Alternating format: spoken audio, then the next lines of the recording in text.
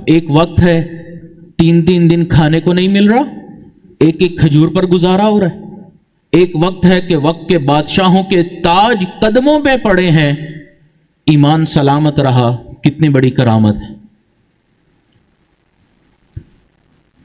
یاد رکھیں، مال جب بھی آتا ہے وبال لے کر آتا ہے، اس لیے یہ دنیا جادوگرنی ہے، اس کا جادو انسان کے اوپر چلتا ہے۔ ایک جادو تو وہ تھا نا جو ہاروت اور ماروت لے کر آئے تھے،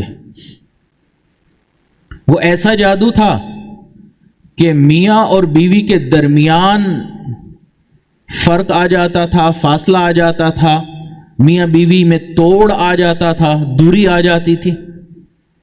قرآن مجید اس بات پر گواہ ہے۔ قرآن مجید میں فرمایا یفرقون بہ بین المرء وزوجہ، کہ وہ بندے اور اس کی بیوی کے درمیان جدائیاں ڈال دیتے تھے۔ تو جو ہاروت اور ماروت جادو لے کر آئے تھے، جب ان کا جادو چلتا تھا میاں بیوی میں جدائیاں ہو جاتی تھیں۔ یہ دنیا اتنی بڑی جادوگرنی ہے، جب اس کا جادو چلتا ہے تو بندے اور پروردگار کے درمیان جدائیاں ہو جاتی ہیں۔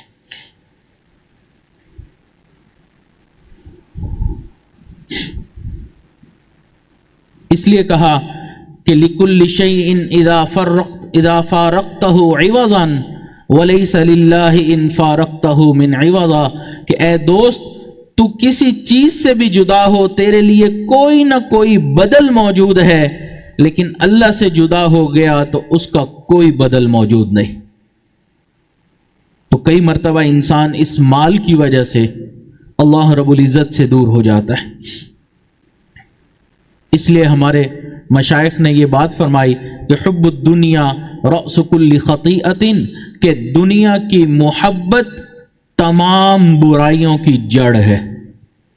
تو مال کی محبت برائیوں کی جڑ ہے، بنیاد ہے، اسی سے آگے پھر تمام برائیاں جنم لیتی ہیں۔ اور وَتَرَكُهَا مِفْتَاحٌ كُلِّ فَضِيلَةٍ، اور اس کا ترک کر دینا ہر فضیلت کی کنجی ہے۔ تو مال کی مثال پانی کی طرح ہے، پانی کی مانند ہے۔ آپ دیکھیں کہ اگر کسی انسان نے کشتی چلانی ہے، اب ریت پر تو چلائے گا نہیں، اس کے لیے پانی کی ضرورت ہے، پانی کے اوپر ہی کشتی چلے گی۔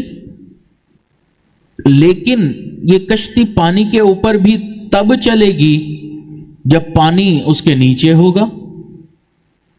پانی نیچے ہے، کشتی اوپر ہے، تو آرام سے چل رہی ہے، جو منزل ہے اس منزل کی طرف جا رہی ہے۔ لیکن اگر وہی پانی اس کشتی کے اندر آ جائے تو اس کے ڈوبنے کا سبب بن جاتی ہے۔